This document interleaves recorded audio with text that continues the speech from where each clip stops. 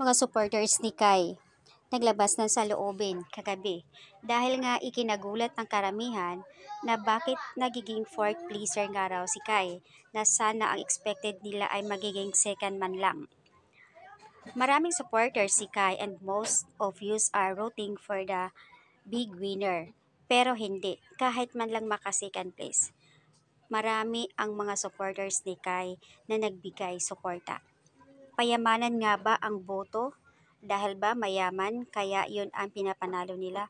So yun po yung mga hinanakit at sinasabi pa ng karamihan, mapera kasi kaya deserve daw ni Fiang manalo. Hindi siguro dahil mapera, hindi daw gagamitin ang word na mapera. Deserve din daw ni Fiang kasi marami siyang supporters. And marami din daw supporters si Kai. Pagdating naman daw sa task, pare-pareho sila. Kinagulat lang ng karamihan kagabi dahil grabe ang boto at suporta, mostly taga Cebu. Huwag na po kayong mag-alala, karamihan naman po sa PBB housemates mas sumikat lang na hindi lang big winner. So, guys, grabe. All about money, kung task lang naman ang pagbabasihan ni Kai, talaga naman big winner siya para sa amin. Pero si Kai kagabi sobrang saya niya nung hinawakan na niya yung mga napanalunan niya. Makikita sa mga supporters na sobrang sad na iyak sila. So, ganun talaga ang buhay, guys. Depende lang kasi sa mga budget, pero deserve nilang lahat na magiging big winner. Kaya lang, isa lang talaga dapat ang magiging big winner. Pero dahil nga tinadhana si Fiang, deserve naman din daw ni Fiang. So, komento ng karamihan dito na huwag gamitin yung word na mapira, kaya pinagbabasihan na dahil payamanan ang boto. Kaya nanalo si Fiang.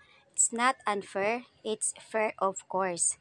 Taga Cebu ako pero di ko beat yung big winner nila. So, ayan guys. Mas dumami ang fans ni Kai kaysa kay Fiang. Gaano kagaling si Kai sa bahay? Sobra. Yung expect namin na kahit man lang maka second placer, pero nagulat kami na pang-apat siya. Hindi niya deserve magiging first placer. Unang-una ginawa niya lahat ang task sa supporters andoon. Iba-iba ang komento ng mga netizens dito guys. The remarkable moments of Kasha. Grabe yung reaction niya. Super genuine kahit fourth placer siya. Pero parang big winner yung dating niya na habang hawak niya yung mga napanalunan. Kaya nga tungtuwa si Bianca and Robbie na ayon sa kanila, so cute. Deserve na magiging big winner spot. May Kasha talaga.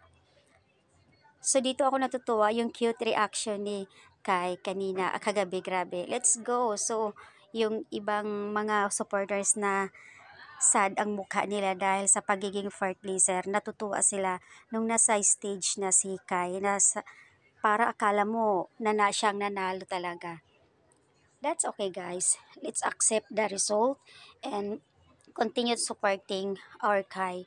For sure, marami siyang mapatunayan. And the showbiz industry, yun ang kanilang next journey. Magiging big winner na rin siya soon. Manifesting, let's pray for her. So, dahil may nanalo na, kaya accept na lang lahat.